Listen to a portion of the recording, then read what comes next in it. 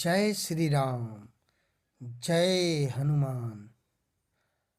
भक्तों, आज मंगलवार के दिन हम मंगलवार व्रत कथा का पठन करेंगे।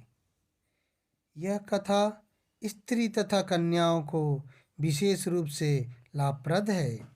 उनके लिए पति का अखंड सुख, संपत्ति तथा आयु की प्राप्ति होती है। वे सदा सुहागिन रहती हैं। स्त्रियों को मंगलवार के दिन पार्वती मंगल, गौरी पूजन करके मंगलवार व्रत विधि कथा अथवा मंगल गौरी व्रत कथा सुननी चाहिए। यह कथा सर्व कल्याण को देने वाली है। तो चलिए इस कथा को हम सुनते हैं।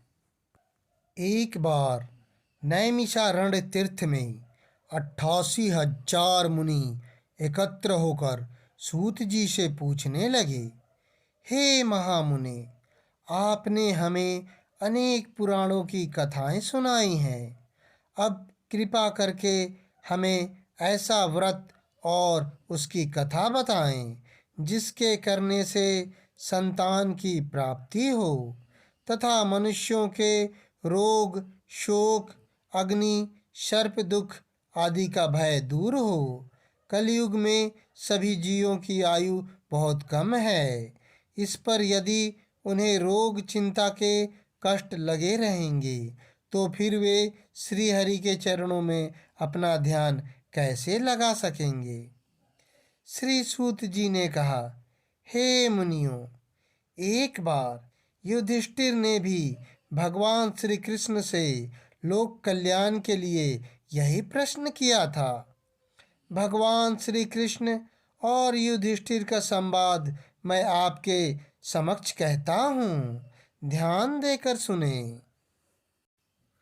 एक बार हस्तिनापुर की राजसभा में योगी राज श्री कृष्ण बैठे हुए थे। तब युधिष्ठिर ने भगवान श्री कृष्ण से प्रश्न किया, हे प्रभु नंद नंदन गोविंद, आपने मुझे अनेक कथाएं सुनाई हैं। आज कृपा कर कोई ऐसा व्रत या कथा सुनाएं जिसके करने से मनुष्य रोग, चिंता तथा भय से मुक्त हो तथा उसे पुत्र की प्राप्ति हो। हे प्रभु, बिना पुत्र मनुष्य का जीवन व्यर्थ है, क्योंकि वह नरकगामी होता है।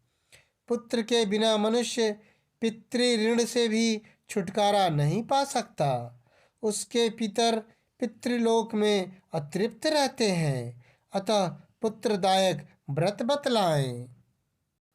भगवान श्री कृष्ण ने कहा, हे राजन, मैं एक प्राचीन इतिहास सुनाता हूँ, आप उसे ध्यानपूर्वक सुने।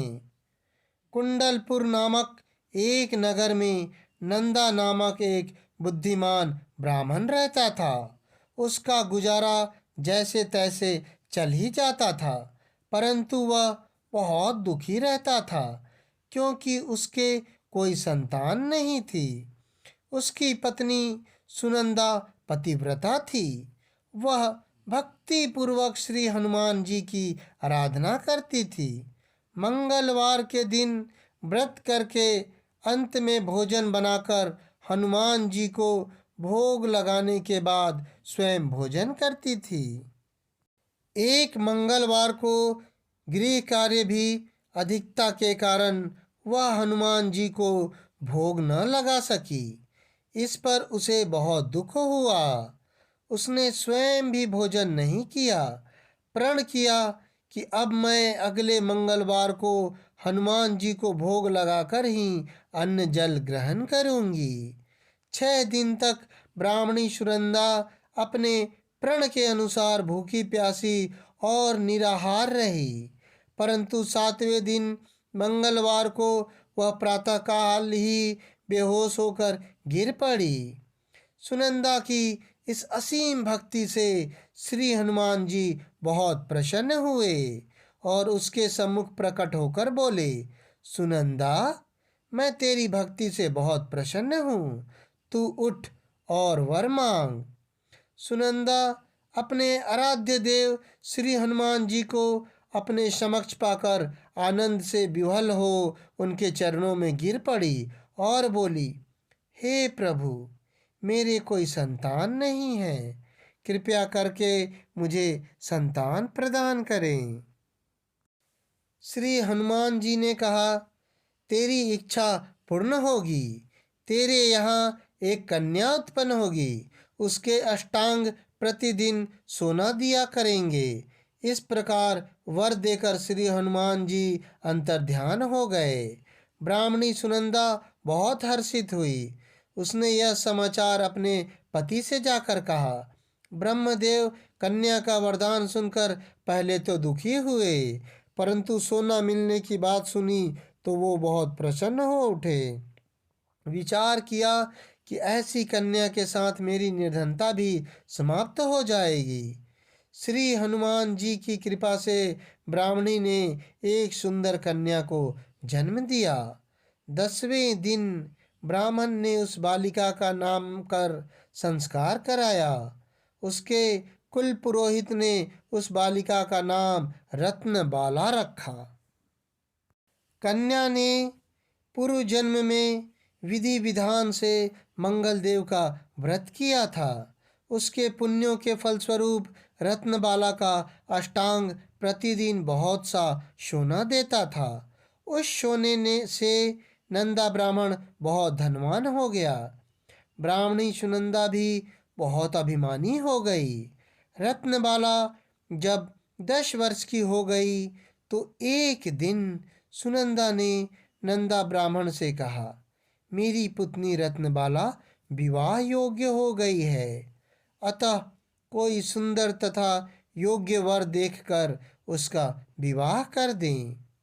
यह सुनकर नंदा ब्राह्मण बोला, अभी तो रत्नबाला बहुत छोटी है, अभी से क्यों परेशान होती हो।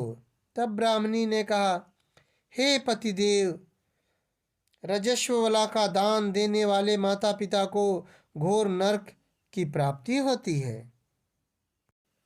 इस पर नंदा ब्राह्मण ने कहा, अभी तो रत्नबाला केवल 10 वर्ष की ही है, मैंने तो 16-16 साल की कन्याओं के विवाह कराए हैं, अभी जल्दी क्या है। ब्राह्मणी सुनंदा ने कहा, आप ये सारे तर्क लोभ के कारण दे रहे हैं, आपको तो शास्त्रों के आदेश का पालन करना चाहिए। नंदा ब्राह्मण के पास अपनी पत्नी की बात का जवाब न था। वह बोले, ठीक है, मैं कल योग्य वर की तलाश में अपना दूत भेज दूंगा। दान भी तो सुपात्र को ही दिया जाता है। दूसरे दिन ब्राह्मण ने दूत को बुलाया और उसे बेटी के लिए योग्य वर तलाशने की आज्ञा दी। दूत स्वामी की आज्ञा पाकर वर खोजने के लिए चल पड़ा। अनेक नगर घूमने के बाद उसने पंपई नगर में एक सुंदर ब्राह्मण युवक को देखा जिसका नाम सोमेश्वर था। वह बहुत गुणवान था। दूत ने इस सुंदर व गुणवान ब्राह्मण पुत्र के बारे में अपने स्वामी को पूर्ण विवरण दिया। ब्राह्मण नंदा को भी सोमेश्वर अच्छा लगा और फिर एक शुभ मुहूर्त में विधि पूर्वक सोमेश्वर को कन्या का दान करके ब्राह्मण ब्राह्मणी संतुष्ट हो गए। लोभी ब्राह्मण नंदा ने रत्नबाला का कन्यादान तो कर दिया था, परंतु वह बहुत खिन्न था। उसने विचार किया कि रत्नबाला अब ससुराल चली जाएगी, इससे जो सोना मुझे मिलता है वह आगे नहीं मिलेगा। मेरे पास जो धन था कुछ तो इसके विवाह में खर्च हो गया और जो शेष बचा है वह भी कुछ दिन के पश्चात समाप्त हो जाएगा। उसने विचार किया कि अब कोई ऐसा उपाय करूं कि रत्नबाला मेरे घर में ही बनी रहे। आखिर उसने एक क्रूर निर्णय ले लिया। उसने विचार किया कि जब रत्नबाला का पति सोमेश्वर उसे अपने घर वापस लेने जा रहा होगा तो वह मार्ग में उसका वध करवा देगा और अपनी पुत्री को अपने घर वापस ले आएगा, जिससे नियमित रूप से उसे सोना भी मिलता रहेगा और समाज की नज़र से भी वह बच जाएगा। प्रातः काल हुआ। नंदा और सुनंदा ने अपने जामाता तथा पुत्री को बहुत सारा धन देकर विदा किया। सोमेश्वर अपनी पत्नी रत्नबाला को लेकर अपने नगर की तरफ चल दिया।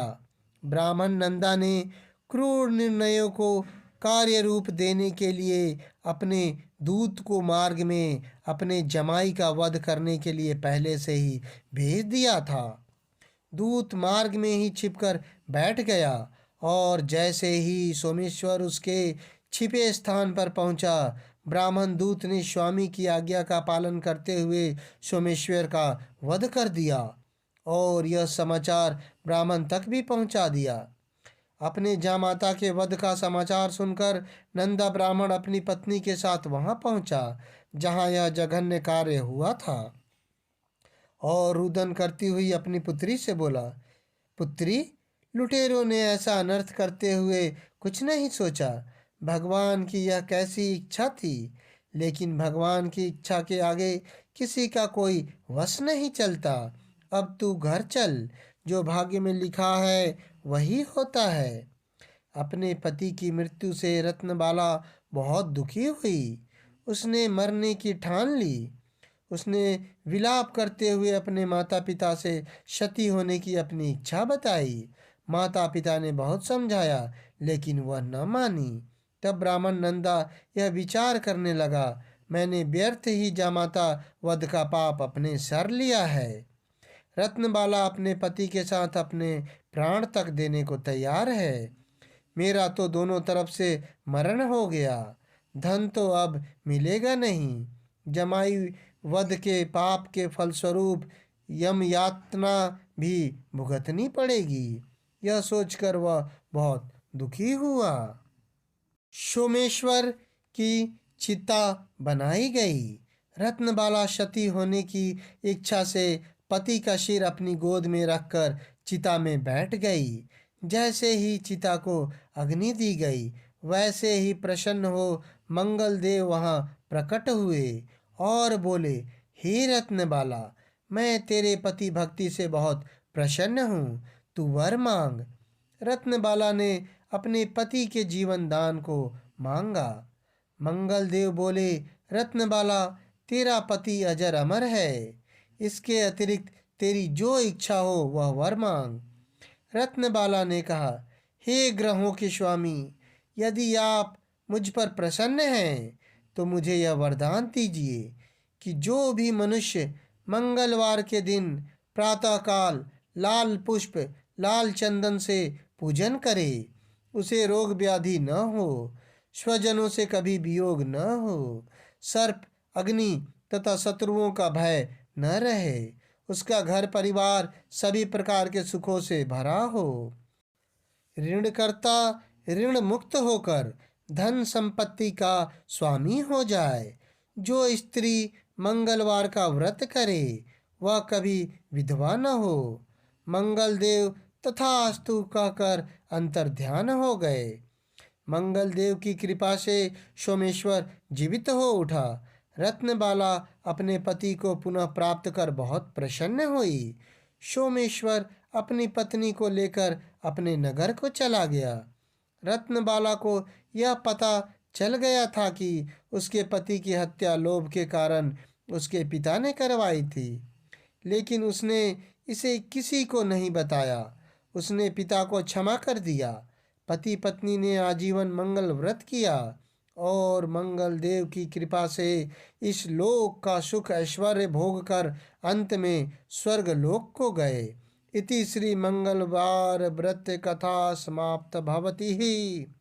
तो भक्तजनों मिलकर बोलिए, हनुमान भगवान की जय।